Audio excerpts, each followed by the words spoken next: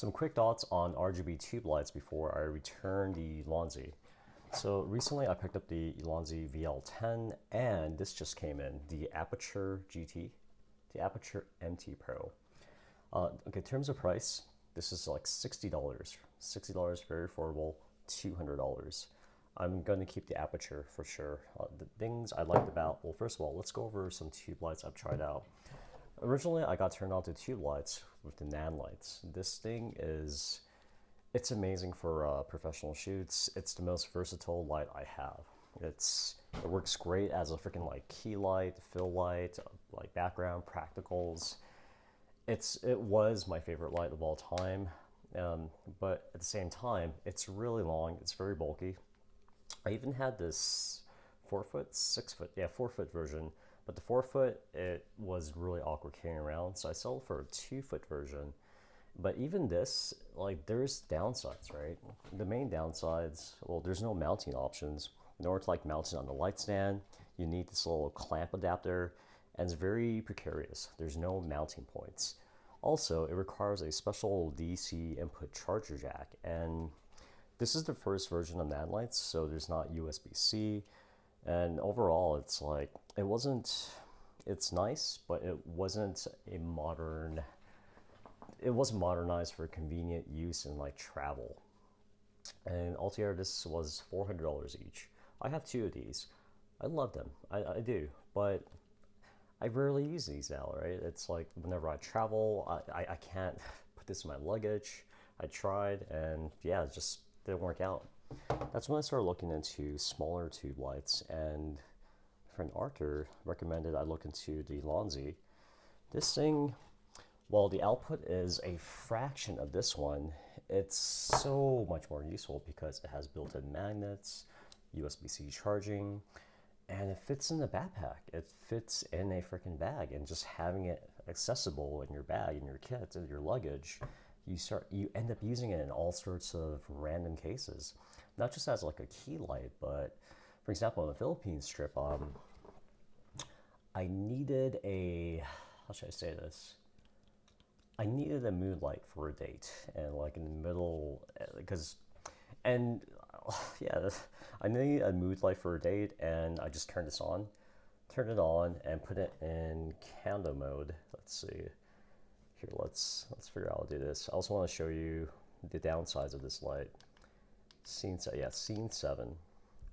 Yeah, I just put it in candlelight. Hey Siri, power off. Okay, that's not gonna work. I just put it in this candle flicker mode, and it was just perfect. Just tossed it on the bed and turned off all the lights, and it was the perfect amount of ambient lighting, right? And I never thought I would use it for that. It's just perfect for travel. That's one of my favorite recent travel hacks. And yeah, it's very low maintenance. You just keep it charged in the USB-C. It charges at standard speed, and then it's fairly easy use. But the downside of it, in terms of mounting options, there's only one mount option. I wish it had a middle mount, which it doesn't. The downsides of this was the UI. So fiddling in the back for these buttons, I still don't have the power button memorized, right? And then to turn on, you have to, let's try that again. To turn on, you have to like press and hold it. Well, it's not exactly the most user-friendly, and then especially if you want to, adjust the brightness, you have to feel, and you have to like look. And in the dark, it's hard to do. In the dark, you can't see these buttons, right? Even now, you could barely see that. It's mode, up, down, plus, minus. And I just don't like the UI. The form factor is amazing. The price is just right at $60. They made a solid product, but the UI, like, I want something lower friction. So I was like, okay. So at that point, I was like, okay, so this form factor is ideal.